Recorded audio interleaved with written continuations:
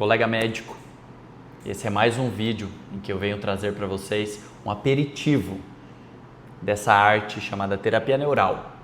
Uma arte dentro da arte médica, que traz outro olhar sobre a fisiologia, outro olhar sobre a terapêutica, outro olhar sobre a nossa capacidade de ajudar o paciente que nos procura.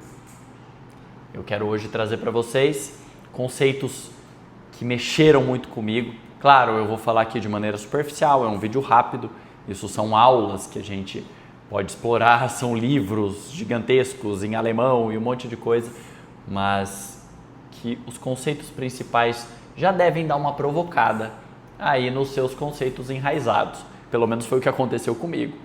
Escutando algumas coisas disso, já começou a mexer na minha base, né? Não mexer, destruir, mas mexer, complementar, enfeitar, completar algumas coisas que parecem que não foram ditas durante a nossa formação. Veja se para você isso também pode te abalar dessa maneira, tá certo? Eu vou começar com uma frase do Dr. Payan, Dr. Júlio César Payan. Payan foi um grande embaixador da terapia neural na América Latina, na América em geral, oriundo da Colômbia. Foi um grande mestre, um grande cientista da terapia neural. Ele era catedrático da Universidade de Bogotá, se não me engano, e ali dentro da faculdade é um cara super culto, né, que conseguiu compilar conceitos de outras áreas, outras ciências, para incorporar no nosso conhecimento médico e assim a gente conseguir compreender um pouco mais do que a fisiologia que nos era apresentada, tá certo? O Dr. Payan, ele diz em certo momento, olha, vou traduzir para o português, né? Mas ele diz que a enfermidade não é mais do que a resultante de uma alteração na informação. A enfermidade não é mais do que a resultante de uma alteração na informação. Você pode pôr na enfermidade o nome que você quiser pôr. Júlio César Payan. Agora, o que ele quer dizer, do que ele está falando, né? Uma enfermidade, uma doença não é mais do que uma alteração na informação.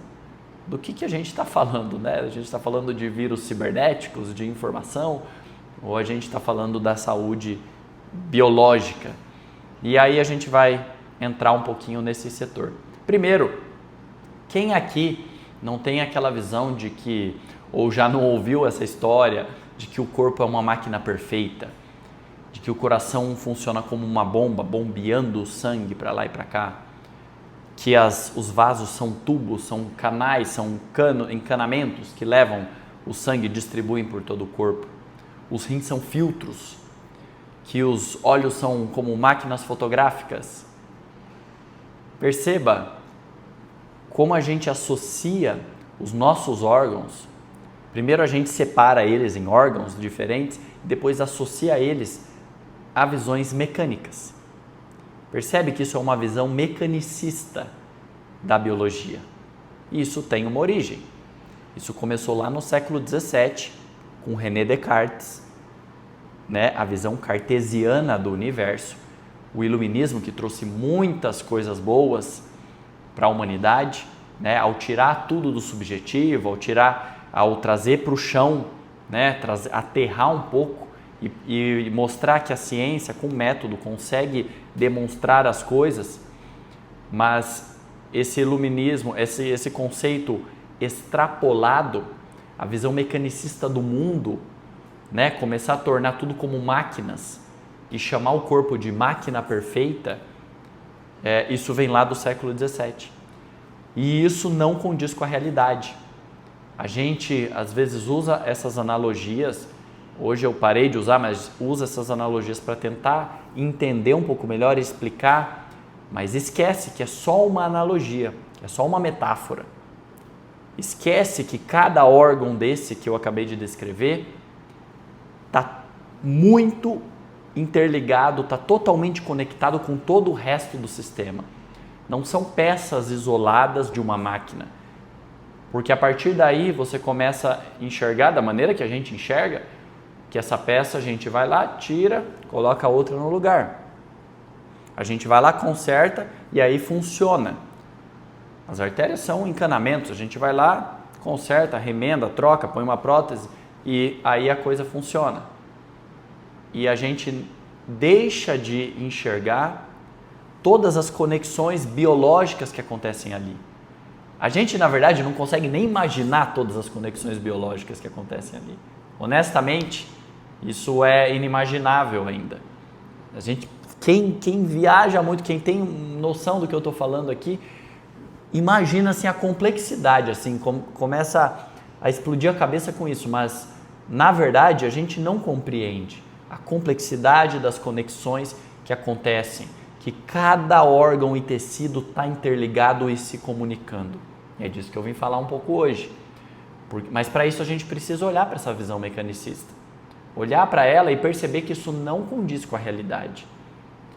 Olhar para ela e perceber que seres biológicos, células vivas, tecidos vivos se comunicando de diversas formas. Os tecidos se comunicam através da circulação, através de citocinas, através de hormônios, através do sistema nervoso, através de tensegridade, né? Informações mecânicas, através de biofótons, né? Tem luz em moléculas que são fótons, né? Não é luz visível, mas moléculas fotônicas que se comunicam entre uma célula e outra, até entre outros seres. São inúmeras formas de comunicação, sem falar de campo eletromagnético, um monte de outras coisas que isso acontece. Né? A eletricidade, por exemplo, a corrente elétrica gerada por um coração humano, ela gera um campo eletromagnético de até 8 metros. Então tem muitas formas de comunicação. Esse campo já é provado, já é visto que interfere no campo de outras pessoas. E eu não estou falando de esoterismo, eu estou falando de campo eletromagnético. Isso é física, tá? Isso é física. Lembra das suas aulas de física. Uma corrente gera um campo. Isso é claro. E dentro do estudo da medicina já se estuda tudo isso. O que é uma ressonância magnética? Né? É introduzir um campo eletromagnético para mudar a forma aqui, a ordem das moléculas internas aqui, ou não vou saber falar aqui, mas das moléculas, não é molécula, da partícula subatômica aqui, ou uma partícula molecular da água, não lembro mais como é que é isso, mas para a gente conseguir gerar uma imagem. Então essa comunicação está acontecendo a todo tempo, em todo o corpo. Então quando a gente começa a perceber, olha, veja bem, não somos uma máquina. Existe uma perfeição, uma sabedoria que rege tudo isso. Perfeição, uma sabedoria é a perfeição, é o perfeito e imperfeito, né? Perfeição parece aquela coisa quadrada, redonda, que não tem o que fazer. E nós, seres humanos, estamos em constante dinâmico aprimoramento, aprendizado dentro do corpo, a nossa biologia e o nosso mental. E aí vai a outra parte, a outra coisa. Vocês lembram a definição da Organização Mundial de Saúde? A definição de saúde da organização. Eu não lembro todo o texto, mas ela diz que, aliás, eu tenho aqui. A Organização Mundial de Saúde define saúde como um estado de completo bem-estar físico, mental e social, não meramente ausência de doença ou enfermidade. Veja bem, é um estado de completo bem-estar físico, mental e social, não meramente ausência de doença ou enfermidade. Parece lindo, né? Essa definição está cada vez melhor, está cada vez mais abrangente. Já incorporou o mental, o social, né? Que bom que pelo menos na definição, na prática eu sei que isso não é incorporado de verdade, mas na definição a Organização Mundial de Saúde incorpora que o social, o contexto social da pessoa e o contexto mental da pessoa influencia no que está acontecendo aqui. Né? Isso é muito claro se a gente para ver, mas não é claro no nosso dia a dia do consultório.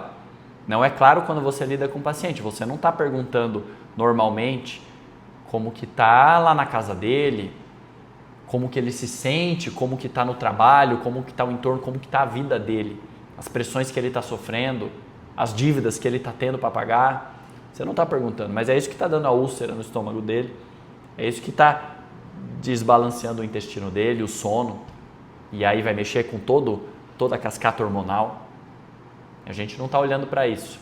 Eu não vou muito fundo nisso agora, mas é só para trazer isso à tona. Eu quero pegar, na verdade, na palavra é um estado de completo bem-estar físico e mental. Um estado de completo bem-estar físico, mental e social não existe. Alguém conhece esse estado? Isso aí, esse estado para mim chama paraíso. Eu cheguei num estado de completo bem-estar físico, mental e social. Quem consegue isso? Qual é a probabilidade do ser humano, nesse planeta, nesse contexto, conseguir isso? Se não for Jesus, Buda, se não for um ser iluminado, se não for alguém completamente conectado com a sabedoria divina. Quem consegue isso? Não existe esse estado. Não existe um completo bem-estar, não existe nenhum estado, não existe uma coisa parada. Cheguei nesse nível, estado estático, né? Cheguei, estado, agora eu sou. Não existe isso. E muito menos completo bem-estar físico, mental e social. Todo dia, da hora que a gente acorda, a hora que a gente dorme e durante o sono, o nosso corpo não está num estado de completo nada. Ele está lutando, construindo e destruindo. Catabolismo e anabolismo. Ele está crescendo, estruturando novas vias neurais, novas conexões, novas ligações vasculares. O corpo está em manutenção, está em obras. Estamos em obra o tempo todo, 100% do tempo. Não tem estado, não tem obra pronta. Eu gosto de falar, inclusive outro dia até recebi uma crítica no Instagram. Eu gosto de dizer que, por exemplo, tem gente que gosta de falar que é bem resolvida. Para mim, bem resolvido é o cara que morreu. Esse cara está bem resolvido. Resolveu. Nós aqui no dia a dia não tem nada resolvido. Nós estamos em obra 24 horas por dia. E que bom! É um aprendizado, é dinâmico, não tem estado, é dinâmico. E preste atenção como isso muda a forma com que você lida com a saúde e doença do seu paciente. Porque muitas vezes a gente quer forçá-lo a chegar nesse estado utópico que não existe. E violentamente a gente força, a gente quer dar remédio, não, o teu exame tem que ficar aqui, esse outro parâmetro, a tua pressão tem que ficar aqui, você tem que dormir tanto, então eu vou te dar um remédio para dormir, você tem que estar feliz, então eu vou te dar um remédio para ficar feliz. A gente quer forçá-lo a chegar num estado que não existe. Essa pessoa, esse organismo está manifestando tudo isso por conta de um contexto. E se a gente não abrir o olho para isso, se a gente não enxergar o ser que está ali na nossa frente dentro de um contexto, nós estamos sendo violentos com ele.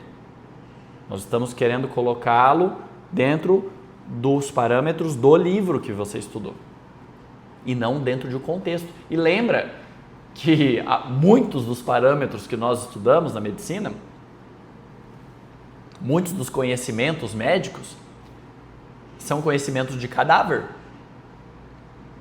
Não estou falando só de anatomia, a própria histologia, histopatologia.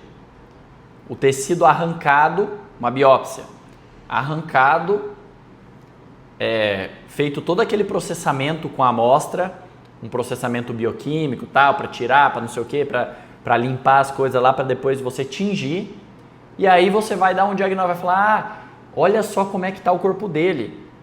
Aquilo ali não é igual tá aqui no vivo.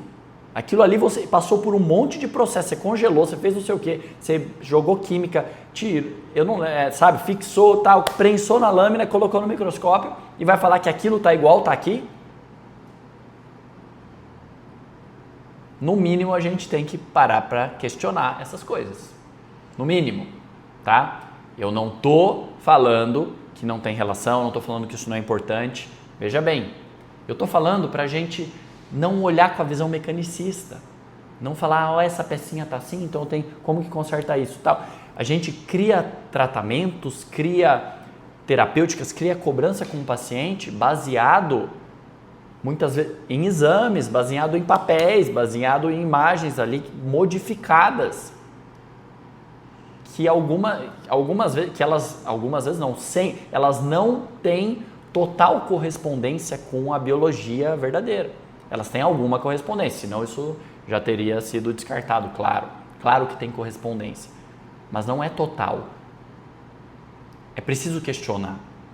Senão, a gente perde o melhor da arte médica, o melhor de fazer isso aqui, de atender o paciente que senta aqui na tua frente. O melhor de tudo isso. Você perde de ajudá-lo da melhor forma, você perde de curtir essa ajuda, de curtir esse acompanhamento, porque você está exigindo que ele chegue a um estado de completo bem-estar, de completa melhora dos exames, de completo tudo. Uma utopia. Não existe. Então isso mexe bastante comigo, como vocês podem ver, eu empolgo falando disso, porque isso quando eu ouvi foi chocante, mexeu muito comigo. E eu quero trazer para vocês o conceito de que, além de tudo, nós somos uma forma de entender como o nosso organismo funciona, é entender o conceito de sistema complexo. O que é sistema complexo? Não é um sistema linear. Porque muitas vezes a gente fala, a maioria das vezes a gente trata doenças de maneira linear. Olha, tem uma broncoconstrição, eu dou aqui um broncodilatador, broncodilatação. Simples, mecânico, linear. Ótimo, salva vidas, ótimo. Isso é muito bom, não estou criticando isso.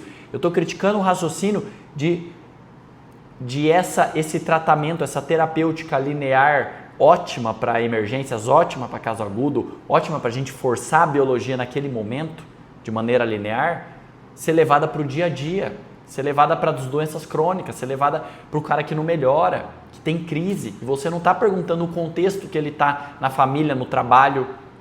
Já está provado que tem muito mais crises asmáticas, mulheres negras afrodescendentes, pelo contexto social, pelo contexto racial que elas sofrem, elas têm muito mais crises do que em outros contextos. É muito mais complexo do que a gente imagina. E eu não estou falando só da parte social, estou falando aqui dentro mesmo. A gente achar que é linear. Eu inibo a bomba de próton, diminui a acidez, acabaram-se os problemas. Só que inibindo a bomba de próton e inibindo a acidez, quantas outras coisas você não está atrapalhando? Essa acidez no estômago, ela só é prejudicial ou ela tem uma função? Será que ela não é ali um filtro para os micro-organismos que entram? Será que eu diminuindo isso, a minha digestão não vai ser prejudicada e, consequentemente, a absorção de nutrientes? Eu vou começar a ter deficiência nutricional? Claro que não vai ser deficiência nutricional visível a olho nu muitas vezes, mas as consequências disso, de micronutrientes estando mais deficientes, a gente vai começar a perceber traduzido em outros diagnósticos que essa pessoa vai ter. Perceba que mexeu em uma peça, você mexe em várias. É muito complexo, é uma rede complexa. Gente, eu fico louco de ver isso, assim, louco de apaixonado, de perceber a complexidade que está aqui. E quem é o maestro de tudo isso? Eu falei nos vídeos atrás. Onde essa informação é trocada e processada e as ordens são enviadas e recebidas de maneira mais rápida? No sistema nervoso. O sistema nervoso monitora tudo isso ao mesmo tempo. Está monitorando essa acidez, o pH do estômago, está monitorando o teu rim, a filtração. Então está monitorando como você está se sentindo com isso e quanto de sangue está indo para os seus pulmões ou para a ponta do seu dedo agora. Tudo ao mesmo tempo, várias vezes por segundo. Tudo ao mesmo tempo, várias vezes por segundo. É lindo de ver esse sistema, essa fisiologia, é lindo de imaginar, porque eu só consigo imaginar, não dá nem para ver. Eu fico imaginando assim, aqueles zilhões de informação. E aí vem a palavra informação. Quem estuda sistema complexo, quem estuda teoria de sistemas, está familiarizado com a palavra informação, que foi o que o Dr. Payan trouxe na citação que eu comecei a palestra. Uma doença, a enfermidade não é mais do que a resultante de uma alteração na informação. Pode colocar na enfermidade o nome que você quiser. Você altera a informação. Você altera a forma você altera a mensagem. Você altera a mensagem aqui dentro, que um órgão comunica com o outro, que o sistema se comunica e coordena e resolve os problemas, e você vai criar uma doença. Por quê? Porque alterando a mensagem, alterando a comunicação interna, aquele tecido, aquele órgão, aquela célula, ele passa a funcionar, a ser disfuncional. As enzimas já não são produzidas da maneira e na quantidade e na frequência e no ritmo correto. O tecido já não vai se estruturar da maneira que precisa. Por quê? Porque a informação não chega ou não sai. Tanto a aferência quanto a eferência pode não estar funcional. E se os tecidos os sistemas de regulação, como o sistema nervoso, não está recebendo a informação de que ali o pH está alterado, de que ali a estrutura está sofrendo, de que ali a circulação sanguínea não está suficiente, se ele não recebe essa informação para corrigir isso na hora, aquele tecido vai ficar abandonado.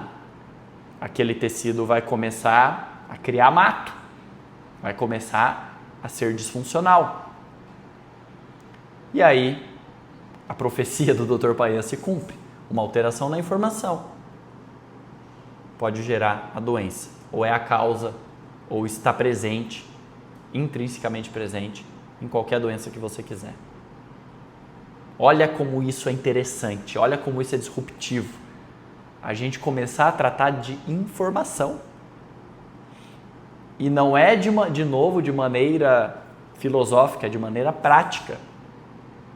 A terapêutica sobre o sistema nervoso, a terapêutica que corrige essa informação, não diz qual é a informação correta, ela corrige a comunicação, ela reseta o sistema que faz a comunicação, ela é inteligente por isso.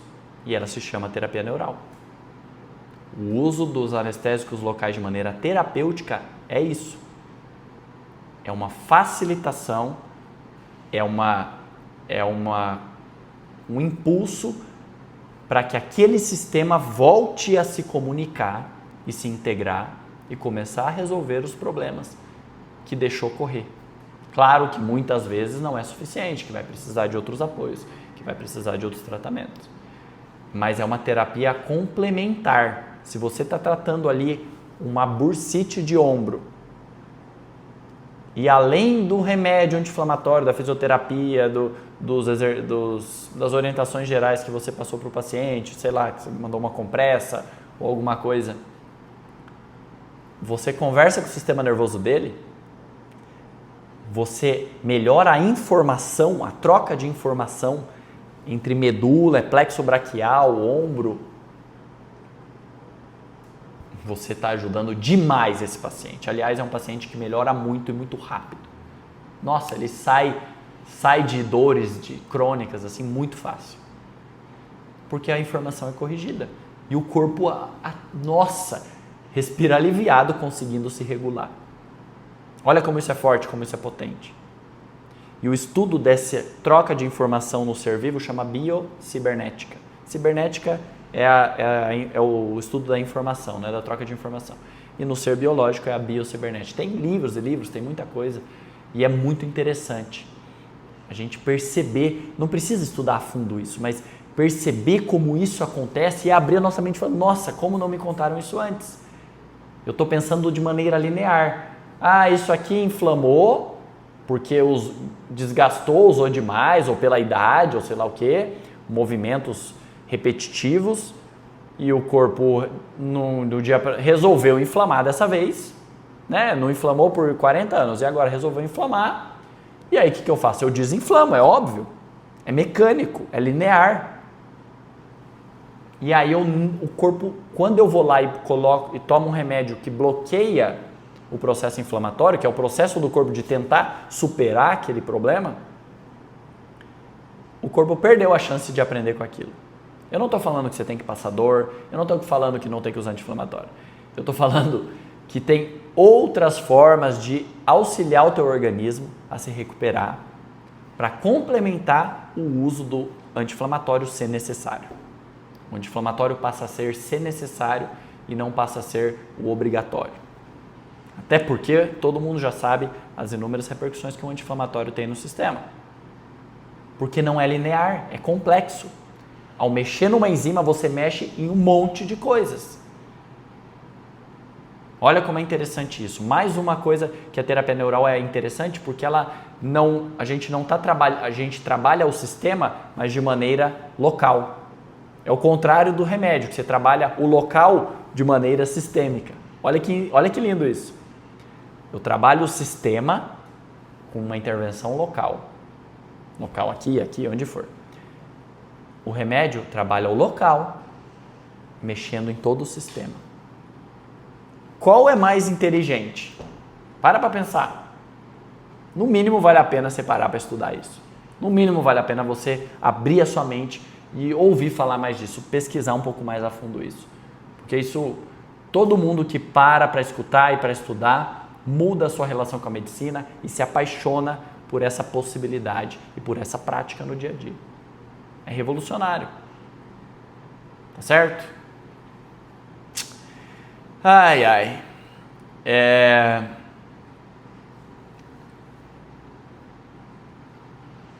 Fico até sem palavras, porque é isso. A gente não precisa se aprofundar aqui agora.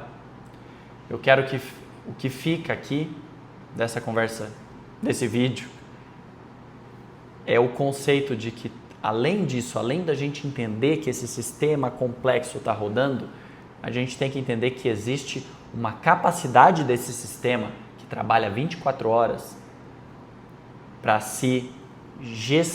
na gestão desse sistema. Então ele tem uma capacidade de se autogestionar, gestar é gestação, autogestionar. Ele tem uma capacidade de se autorregular. Aí vem a palavra autorregulação, que tem gente já batendo nessa palavra. Que bobagem, que coisa que não tem sentido. Como se fosse algo... É óbvio que o nosso corpo está a todo momento se autorregulando, se autogerindo, autogerindo. Ele está gerindo recursos, ele está gerindo aonde vai a circulação agora. Ou a circulação por exemplo, a circulação sanguínea, a distribuição dos nutrientes, oxigênio é uniforme a todo momento. É aquele estado de plena saúde mental, social e físico. Claro que não. A todo momento o sistema simpático está coordenando. Abre esse vaso, fecha esse vaso. Melhora aqui, né? Luta ou fuga, estou estressado, coração, fecha o cérebro, fecha lá, fecha o intestino, abre para músculo. Eu preciso sair daqui, eu preciso sobreviver. É óbvio que não é que essa é uma regulação dinâmica. É óbvio, para quem estuda um pouquinho de fisiologia, que existe uma autogestão, uma autorregulação. E a gente saber que existe essa capacidade e que o organismo, a gente muitas vezes corrigindo a informação disfuncional, corrigindo o que atrapalha o corpo de se autogerir, ele já começa a se autogerir melhor. E aí os resultados falam por si só. Tá? Saia desse vídeo com essa compreensão. Com a compreensão de que essa autogestão acontece 24 horas, que ela está se transformando, aprendendo, conexões neurais são reforçadas ou são esquecidas por falta de uso. A coordenação do seu corpo, dos músculos, a gestão de face, a postura, ela é reforçada ou é esquecida. O corpo está toda hora gerindo o recurso, se autorregulando, aprendendo ou esquecendo. Você pode aprender um movimento novo, aprender uma habilidade nova e novas conexões vão ser feitas. E mais complexidade você vai colocar nesse sistema seu. Isso é lindo, isso é importante, isso é rico. Isso é gerar sabedoria, gerar inteligência. Você vai ficar mais inteligente, porque você vai ter mais conexões, mais metáforas para usar, mais, não é conteúdo, mais referências para usar. Faça isso.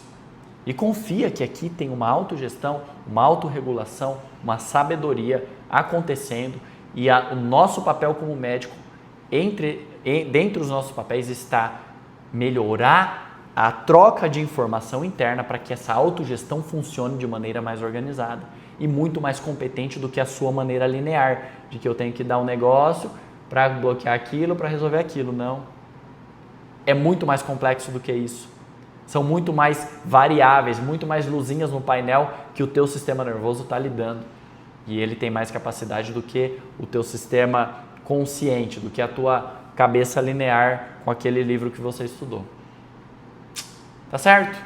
Contem comigo. Quem quiser saber mais sobre terapia neural, quem quiser saber mais, se aprofundar sobre esse tema, nós organizamos uma formação completa de terapia neural com um grande mestre que vem do México para ensinar os médicos brasileiros. É um privilégio ter esse cara aqui pela terceira vez em 2025. Não sei se teremos outras vezes, porque é uma rota cansativa.